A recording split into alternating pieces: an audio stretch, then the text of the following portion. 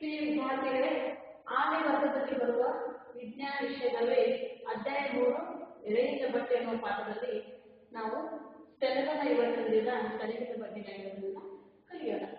ಈ ಸೆಣಬು ಸಸ್ಯ ಮೂಲದ ನಾರುಗಳಿಂದ ಪಡೆಯುವ ಒಂದು ಸಸ್ಯ ಮೂಲಗಳಿಂದ ಪಡೆಯುವ ನಾರು. ಈ ಸೆಣಬು ಅಥವಾ ಇಂಗ್ಲಿಷ್ನಲ್ಲಿ ಜೂಟ್.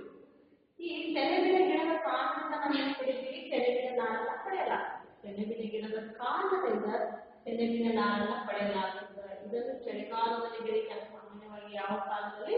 ಚಳಿಗಾಲದಲ್ಲಿ ಬೆಳೀತಾರ.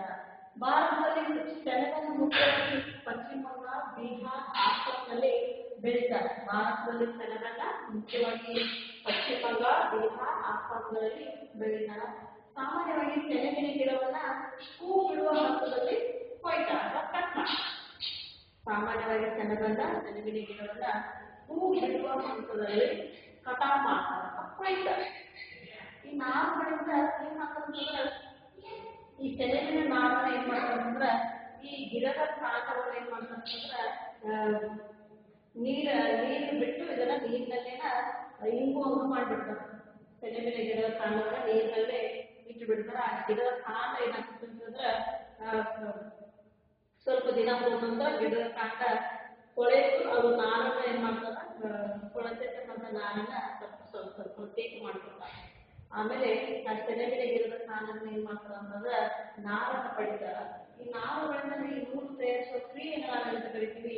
ನೂಲುವುದು ಅಂತ ಕರಿತೀವಿ. ನಾರುಗಳಿಂದ ನೂಲು ತಯಾರಿಸುವ ಕ್ರಿಯೆಯನ್ನ ನೂಲುವುದು ಅಂತ ಕರಿತೀವಿ. ನಾರುಗಳಿಂದ ನೂಲು ತಯಾರಿಸುವ ಕ್ರಿಯೆಯನ್ನ ನೂಲುವುದು ಎನ್ನುವುದು.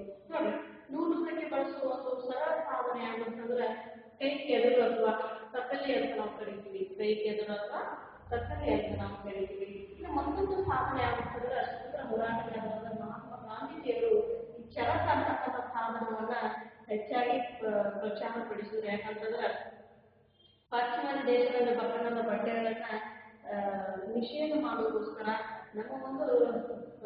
ನಮ್ಮದೇ ಆಗಿರ್ತಕ್ಕಂಥ ಒಂದು ಸಾಧನವನ್ನ ಏನ್ ಮಾಡಿದ್ರು, ಚರಕದ ಮೂಲಕ ಖಾದಿ ಬಟ್ಟೆಗಳನ್ನ ಹೊಲಿತಕ್ಕಂಥ ಕೆಲಸ ಮಾಡಿದ್ರು. ಸಾಕಷ್ಟು ಈ ಚರಕ ಅನ್ನೋ ಸಾಧನವನ್ನ ಪ್ರಚಾರಗೊಳಿಸಿದವರು ಯಾರಂತಂದ್ರೆ ಮಹಾತ್ಮ ಗಾಂಧೀಜಿಯವರು ಅಂತ ನಾವು ಹೇಳ್ಬೋದು. ಇನ್ನು ನೂಲಿನಿಂದ ಬಟ್ಟೆ ಅನ್ನೋದ್ರಲ್ಲಿ ಎರಡು ಹಂತಗಳು, 2 ಟೈಪ್ಸ್ ಅಂತ ನಾವು ಹೇಳ್ತೀವಿ. ಒಂದು ನೇಯುವುದು, ಇನ್ನೊಂದು ಹೆಣೆಯುವುದು. ನೇಯುವುದು ಅಂತಂದ್ರೆ ಏನು? ಎರಡು ಗುಂಪುಗಳ ನೂಲನ್ನು ಒಟ್ಟಿಗೆ ಜೋಡಿಸಿ ನೇಯ್ತಾರೆ. ಎರಡು ಗುಂಪುಗಳ ನೂಲನ್ನು ಒಟ್ಟಿಗೆ ಜೋಡಿಸಿ ನೇಯುವುದು, ಇದು ಒಂದು ಪ್ರಕಾರದ ನೇಯುವುದು. ಅಂತ ನೂಲಿನಿಂದ ಬಟ್ಟೆ ರೆಡಿ ಆಗ್ಬೇಕಾದ್ರೆ ಎರಡು ಪ್ರಕಾರ ಅಥವಾ ಎರಡು ಹಂತಗಳನ್ನು ನಾವು ನೋಡಬಹುದು. ಒಂದು ನೇಯುವುದು, ಇನ್ನೊಂದು ಹೆಣೆಯುವುದು. ಈ ನೇಯುವುದು ಅಂತಂದ್ರೆ ಎರಡು ಗುಂಪುಗಳ ನೂಲನ್ನು ಒಟ್ಟಿಗೆ ಜೋಡಿಸಿ ನೇಯ್ತಾರೆ. ಅವಾಗ ಒಂದು ಬಟ್ಟೆ ರೆಡಿ ಆಗ್ತದೆ. ಇನ್ನು ಹೆಣೆಯುವುದು ಅಂತಂದ್ರೆ ಇಲ್ಲಿ ಸ್ವೆಟರ್ಗಳಾಗಿರ್ಬೋದು, ಇದನ್ನೆಲ್ಲ ಹೆಣೆಯುವಂತ ಪ್ರಕ್ರಿಯೆ ಯಾವುದರಲ್ಲಿ ಅಂತಂದ್ರೆ ಹೆಣೆಯುವಂತ ಪ್ರಕ್ರಿಯೆಯಲ್ಲಿ ನಾವು ನೋಡಬಹುದು. ಅಂದ್ರೆ ನೂಲಿನಿಂದ ಬಟ್ಟೆ ಎನ್ನುವುದರಲ್ಲಿ ಎರಡು ಪ್ರಕಾರಗಳು, ಒಂದು ನೇಯುವುದು, ಇನ್ನೊಂದು ಹೆಣೆಯುವುದು ಅನ್ನೋದನ್ನು ನಾವು ಅರ್ಥ ಮಾಡ್ಕೋಬೇಕು. ನೋಡಿ, ಈ ಉಡುಪಿನ ಇತಿಹಾಸ ನಾವು ತೆಗೆದುಕೊಂಡಾಗ ಮೊದಲಿಗೆ ಬಟ್ಟೆ ಅನ್ನುವುದು ಒಂದು ವಿಶಿಷ್ಟವಾಗಿರಲಿಲ್ಲ. ಮೊದಲು ಏನ್ ಮಾಡ್ತಿದ್ರು ಅಂತಂದ್ರೆ ಪ್ರಾಣಿಗಳ ಚರ್ಮನೋ, ದೊಡ್ಡ ಎಲೆಗಳ ಹೊದಿಕೆಯನ್ನು ಏನ್ ಮಾಡ್ತಿದ್ರು, ನಮ್ಮ ಒಂದು ದೇಹಕ್ಕೆ ಸುತ್ತಕೊಳ್ತಿದ್ರು. ಆದ್ರೆ ಹೊರಬಂತ ಏನಾಗ್ತಂದ್ರೆ ಬಟ್ಟೆಯ ಒಂದು ವಿಸ್ತಾರ ಹಾಕೋತ ಬಂತು. ನಂತರ ಏನ್ ಮಾಡಕಂತಂದ್ರ ತಾವೇ ಬೆಳೆದಿರ್ತಕ್ಕಂಥ ಬಟ್ಟೆಗಳನ್ನ ಸುತ್ತಕೊಳಕತ್ತಿದ್ರು. ಆಮೇಲೆ ನಂತರ ಏನಾಗ್ತಂದ್ರ ಸೂಜಿಯ ಒಂದು ಆವಿಷ್ಕಾರ ಆಯ್ತು.